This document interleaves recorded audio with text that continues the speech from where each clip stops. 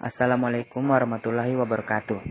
Baiklah, saya akan menjelaskan tentang landasan ideal dan konstitusional politik luar negeri bebas aktif.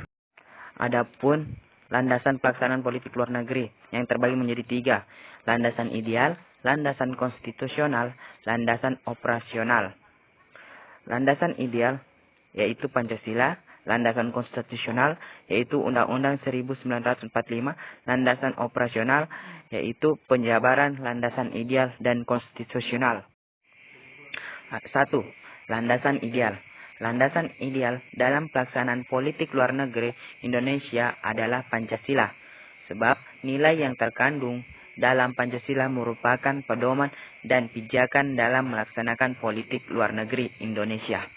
Mohatta mengatakan bahwa Pancasila merupakan salah satu faktor objektif yang memengaruhi politik luar negeri Indonesia karena kedudukan Pancasila sebagai falsafah negara mengikat seluruh bangsa Indonesia.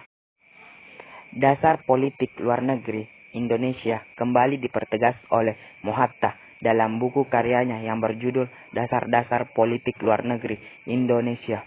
Secara garis besar, tujuan politik luar negeri Indonesia dapat dirumuskan sebagai berikut. Yang pertama, mempertahankan kemerdekaan bangsa dan menjaga keselamatan negara. Memperoleh barang-barang dari luar negeri untuk memperbesar kemakmuran rakyat jika barang-barang itu tidak atau belum dapat dihasilkan sendiri. Meningkatkan perdamaian karena hanya dalam keadaan damai Indonesia dapat melaksanakan pembangunan. Keempat, meningkatkan persaudaraan segala bangsa sebagai cita-cita yang tersimpul dalam Pancasila, Undang-Undang Dasar, dan falsafah bangsa Indonesia. 2. Landasan konstitusional. Landasan konstitusional berkaitan dengan konstitusi negara Indonesia, yaitu Undang-Undang Dasar 1945. Dalam pembukaan Undang-Undang Dasar 1945,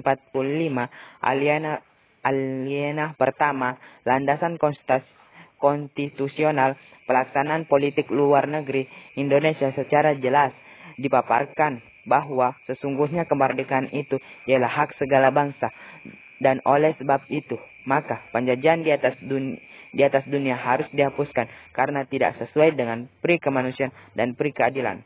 Dengan kata lain, politik luar negeri Indonesia menentang segala bentuk penjajahan di Indonesia. Dengan dasar tersebut, pemerintahan Indonesia memainkan perannya dalam tatanan dunia internasional. Sikap politik luar negeri Indonesia mulai tampak sejak pertengahan tahun 1950-an, ketika kondisi perang dingin mulai berpindah ke wilayah Asia Tenggara, khususnya wilayah Indochina.